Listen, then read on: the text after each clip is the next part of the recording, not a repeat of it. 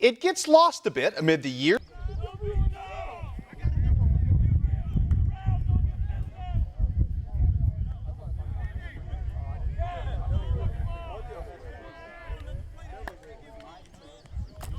Dalton started last on the depth chart when he got here day one. He was the 7th backer in line. He worked hard and he made plays every day, and that's what we used to preach to our kids. You can't make plays on Tuesday and then not another one until next Wednesday. He's a kid that you can be really proud of because you love him because he defines himself as a football player. He's a great student. He's a 3-2 student too, and so we're proud of that, but he defines himself as a football player, and that's what he wants to be known as. Dalton Huffman is also now afforded the chance to define himself as a winner as well. No small feat at Culver Stockton, given where this program was when he arrived on campus from Hannibal High School. The days of the Wildcat defense serving as the punchline to a joke appear to be very much in the rearview mirror. 10 starters returned to this unit, not a single senior among them. Definitely our physicality. I mean, we're not all around. Up front, we're pretty big. DBs are decently big, but I mean, it's just how physical we play at all time, whistle to whistle, running to the ball as fast as we can. Coach really stresses that. I think something we need to improve on is getting takeovers this year, and that's something he focuses on too. But I think the only way to go from here is up. If you can trust the guy playing next to you, do their job, you do your job, good things are going to happen.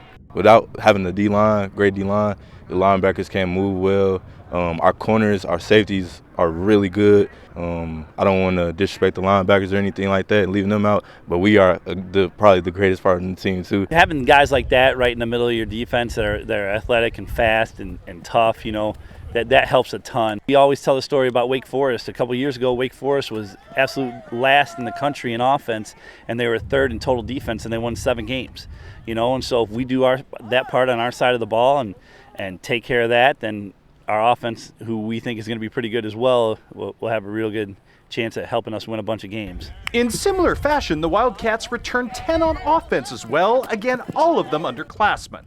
More importantly, they've identified and cultivated key reserves of strength, both with a now legitimate offensive line and as well with a loaded arsenal of skill guys to pair with quarterback Corbin Markham. And our offensive line is going to return 3 or 4 starters from last year, which is awesome.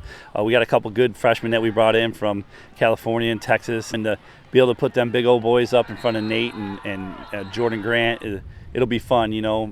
Let guys try to tackle our 230-pound back 25 times a game and see how much they want to do that. And then to get the ball to our skill that we think is some of the best in the conference for sure, is going to be a pretty exciting run for us. And don't underestimate the spun forward value here of Culver Stockton winning its last 2 games of last season. It's just that push we needed to show who we are, and we're not the same old Culver that we were before we got here. We're a new team, and we're going to bring stuff into this year that this conference hasn't seen out of Culver Stockton in a long time.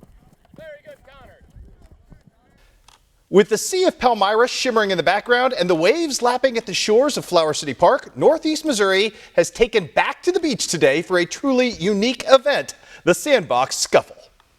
Nice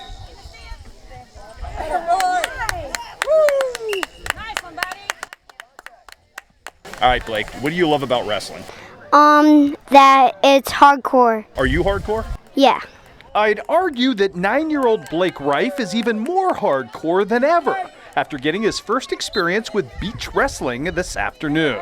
A unique event in Flower City Park that serves as a nice reward for the Palmyra Youth Wrestling Club, as well as devoted fans from as far as 3 hours away looking to either try their hand at the sand for the first time or show off their greatness on the granules.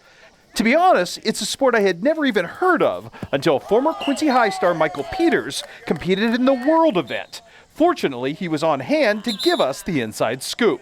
The footing's a little different, the surface is obviously different from a mat to sand, and there's no ground wrestling. It's all on your feet, takedowns, takedown at your back and your back up. So it's just solely focusing on your feet and shooting takedowns. It's good. Beach wrestling's growing in the United States. It's big overseas. And over the past 2 years, it's really grown here. And you can have it anywhere. We're in Palmyra, Missouri. There's no water nearby, so it's nice. As were a pair of acclaimed national instructors, happy to broaden wrestling's overall appeal to an already avid tri-state base. Well, beach wrestling is basically just fun. It's obviously a form of wrestling, and I think that the kids are having a great time. And anytime they get some physical activity, it's a great thing. You know what? You guys are making it work, though. You know, it's like you found some sand, there's a hose. It's like, you know, this is awesome. And I think that's what it's about. You know, nowadays it's like that old mindset, like, you know, run until you puke. Like, wrestling, you know, kids don't buy into that anymore. It's like, it's got to be something that it's got to be like organized chaos, like where they're constantly, you know, changing it up with like whether it's like position wrestling, position games, like, and then technique, or playing a game in the beginning, or coming out for, you know, a sand wrestling match.